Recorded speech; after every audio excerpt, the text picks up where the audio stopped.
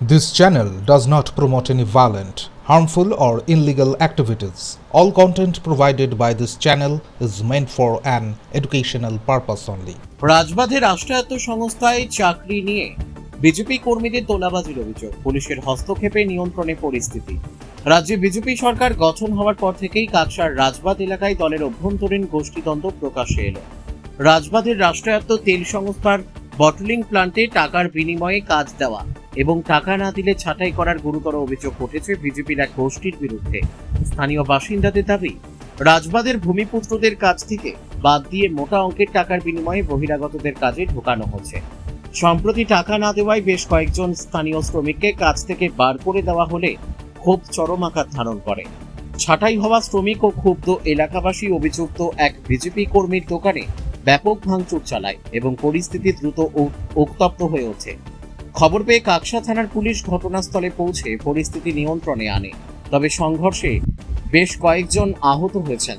চরম বঞ্চিত ও প্রতারিত স্থানীয় শ্রমিকরা এখন পুরো বিষয়টি খতিয়ে দেখতে এবং কর্মসংস্থান পুনরুদ্ধারে স্থানীয় বিধায়কের জরুরি হস্তক্ষেপ দাবি করছেন। বলতে আজকে সকালবেলায় আমাদের একটা কার্যক্রম ছিল। কার্যক্রমটা এটাই ছিল, দিলীপ দা আমাদের পঞ্চায়েত মন্ত্রী, দিলীপ দা আসছিল আমাদের টোল ট্যাক্সে, আমরা সংবর্ধনার জন্য দাঁড়িয়েছিলাম। দিলীপ দা সংবর্ধনা হওয়ার সময় ঠিক 10:30 11টা হবে, সেই সময় হঠাৎ আমার কাছে খবর আসে যে কিছু ছেলে, সেগুলো আমাদের এখন বর্তমান বিজেপি সঙ্গে 4 তারিখে পর এসছে, বিজেপি করছে, সেই কিছু ছেলে আমার নিজস্ব একটা অফিস আছে হোম ডেভেলপার্স বলে রাজবাঁধ বাস স্ট্যান্ডে, সেই অফিসে ভাঙচুর চালায়।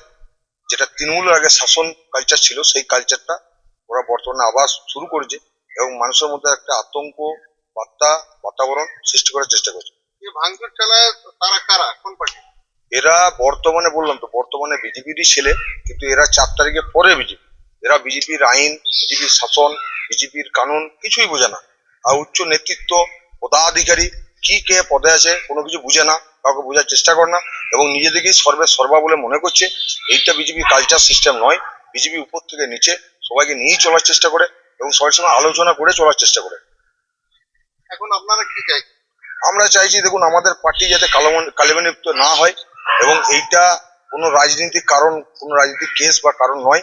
এটা আমার পার্সোনাল প্রপার্টির উপর অ্যাটাক হয়েছে। আমি সেই জন্য আইনের দ্বারস্থ হয়েছি। দাদা আছে সন্ন্যাসী বরণ চক্রবর্তী, আমাদের পার্টির কার্যকর্তা এবং অঞ্চলের কনভেনর। ওনারা এবং বাকি সদস্যরা সবাই মিলে টোলগেটে আমাদের পঞ্চায়েত মন্ত্রী দিলীপ ঘোষকে সম্বর্ধনা জানাতে গেছিলেন এবং আমি আমার এক কার্যকর্তা দুজন মিলে আমরা মহিলা অফিসে বসেছিলাম।